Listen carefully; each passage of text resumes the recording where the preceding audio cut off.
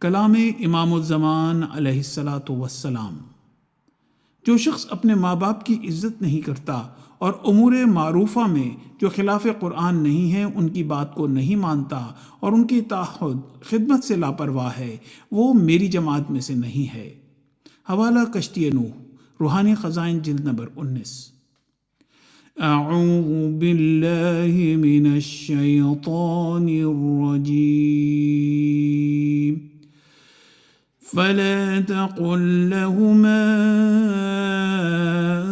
If ولا تنهرهما وقل لهما قولا کریما۔ سورہ بنی اسرائیل، آیت نمبر 24۔ یعنی اپنے والدین کو بیزاری کا کلمہ مت کہو اور ایسی باتیں ان سے نہ کہو جن میں ان کی بزرگواری کا لحاظ نہ ہو۔ اس آیت کے مخاطب تو حضرت صلی اللہ علیہ وسلم ہیں، لیکن دراصل مرجع کلام امت کی طرف ہے، کیونکہ حضرت صلی اللہ علیہ وسلم کے والد اور والدہ آپ کی خردسالی میں ہی فوت ہو چکے تھے۔ اور اس حکم میں ایک راز بھی ہے، اور وہ یہ ہے کہ اس آیت سے ایک عقل مند سمجھ سکتا ہے کہ جب کہ حضرت صلی اللہ علیہ وسلم کو مخاطب کر کے فرمایا گیا ہے کہ تو اپنے والدین کی عزت کر اور ہر ایک بول چال میں ان کے بزرگانہ مرتبے کا لحاظ رکھ، تو پھر دوسروں کو اپنے والدین کی کس قدر تعظیم کرنی چاہیے۔ اور اسی کی طرف یہ دوسری آیت اشارہ کرتی ہے۔ اعوذ باللہ من الشیطان الرجیم۔ وَقَضَىٰ رَبُّكَ أَلَّا تَعْبُدُوا إِلَّا إِيَّاهُ وَبِالْوَالِدَيْنِ إِحْسَانًا۔ سورہ بنی اسرائیل، آیت نمبر 24۔ یعنی تیرے رب نے چاہا ہے کہ تو فقط اسی کی بندگی کر اور والدین سے احسان کر۔ اگر خدا جائز رکھتا کہ اس کے ساتھ کسی اور کی بھی پرستش کی جائے تو یہ حکم دیتا کہ تم والدین کی بھی پرستش کرو، کیونکہ وہ بھی مجازی رب ہیں، اور ہر ایک شخص طبعاً یہاں تک کہ درند چرند بھی اپنی اولاد کو ان کی خودسالی میں ضائع ہونے سے بچاتے ہیں۔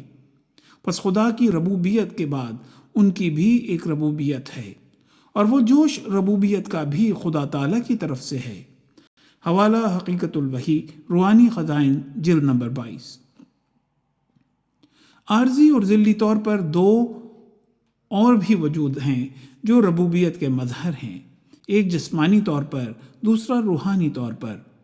جسمانی طور پر والدین ہیں اور روحانی طور پر مرشد اور ہادی ہیں۔ دوسرے مقام پر تفصیل کے ساتھ بھی ذکر فرمایا ہے۔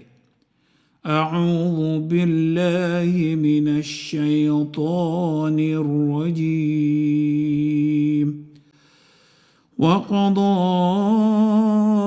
رَبُّكَ أَلَّا تَعْبُدُوا إِلَّا إِيَّاهُ وَبِالْوَالِدَيْنِ إِحْسَانًا۔ سورہ بنی اسرائیل، آیت نمبر 24۔ یعنی خدا نے یہ چاہا ہے کہ کسی دوسرے کی بندگی نہ کرو اور والدین سے احسان کرو۔ حقیقت میں کیسی ربوبیت ہے کہ انسان بچہ ہوتا ہے اور کسی قسم کی طاقت نہیں رکھتا، اس حالت میں ماں کیا کیا خدمات کرتی ہے، اور والد اس حالت میں ماں کی مہمات کا کس طرح متکفل ہوتا ہے۔ خدا تعالیٰ نے محض اپنے فضل سے ناتوان مخلوق کی خبرگیری کے لیے دو محل پیدا کر دیے ہیں، اور اپنی محبت کے انوار سے ایک پرتو محبت کا ان میں ڈال دیا۔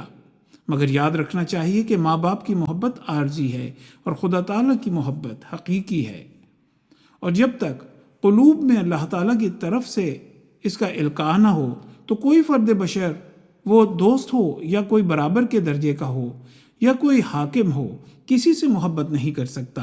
اور یہ خدا کی کمال ربوبیت کا راز ہے کہ ماں باپ بچوں سے ایسی محبت کرتے ہیں کہ ان کے تکفل میں ہر قسم کے دکھ شرح صدر سے اٹھاتے ہیں، یہاں تک کہ ان کی زندگی کے لیے مرنے سے بھی دریغ نہیں کرتے۔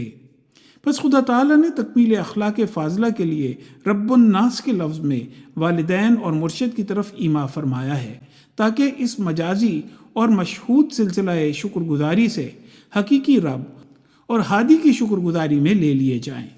حوالہ ملفوظات جلد اول۔